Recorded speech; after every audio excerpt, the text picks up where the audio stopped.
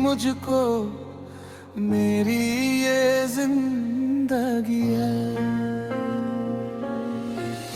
तू मेरी रग रग में लहू की तरह दौड़ती है।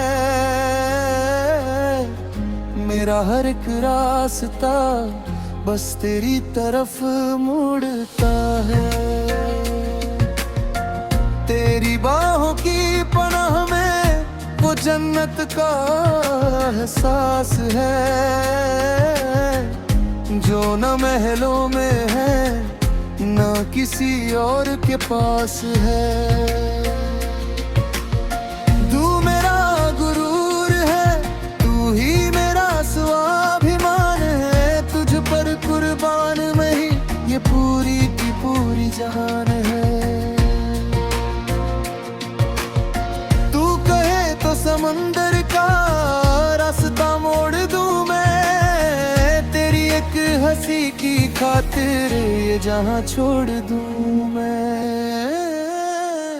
अध्याय तुम, हिज्र दर्द की सरगम, संगीत उदास पियानो, सारंगी का करुण सर और तेज बारिश।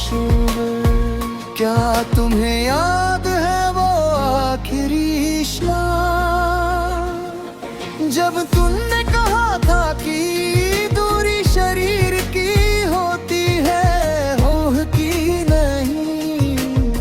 आज शरीर तो क्या तुम्हारा साया भी नजर नहीं आता, बस यादें हैं जो इस दिल को कांच की धार चुभती है। कहाँ हो तुम? अचानक ये वक्त ने कैसी करवट ली है, खुशियाँ छीन कर गम की झोली भर दी है। बिछड़ना भी शायद इस कहानी का हिस्सा था, अधूरा रह गया जो वही तो हमारा असली किस्सा था।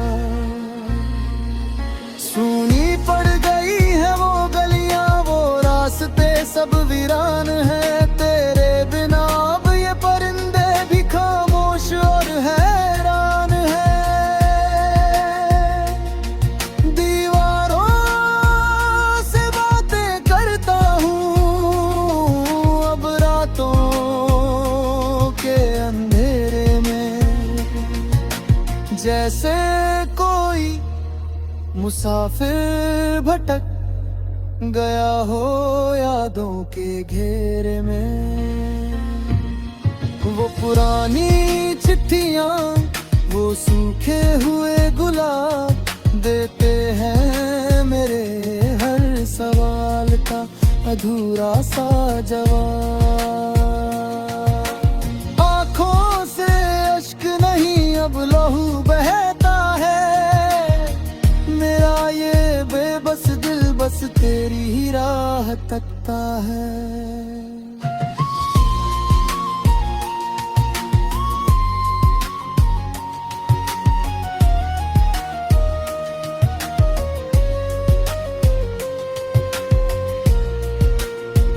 अध्याय शास्त्रगत काव्यात्मक वर्तुंगा ही बढ़ाने के लिए यहाँ गद्य काव्य का प्रयोग किया गया है।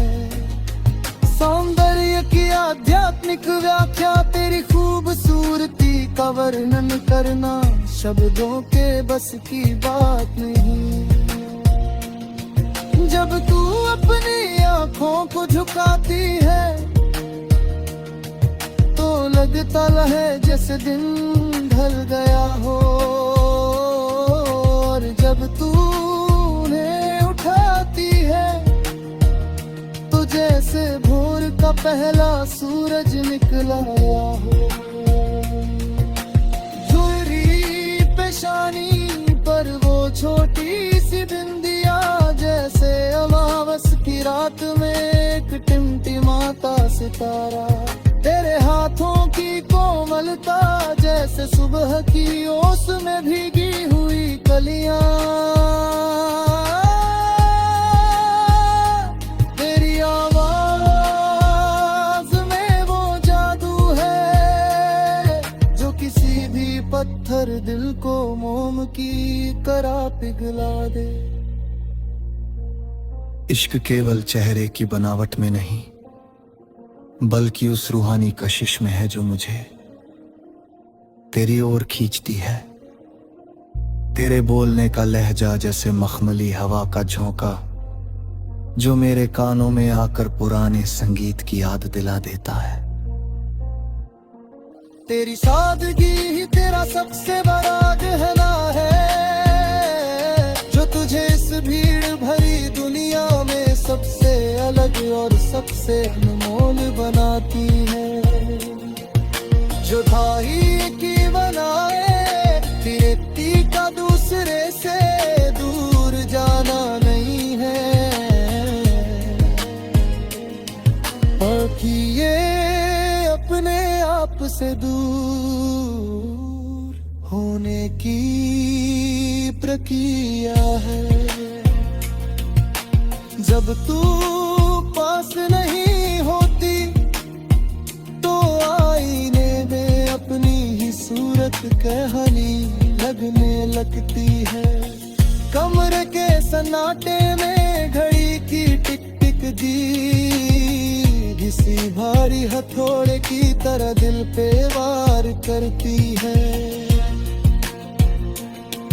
वो वक्त जो कभी पंख लगा के उड़ता था अब जू की तरह रेंगने लगता है। हर चेहरा तेरा चेहरा लगता है और हर आवाज तेरी पुकार तन्हाई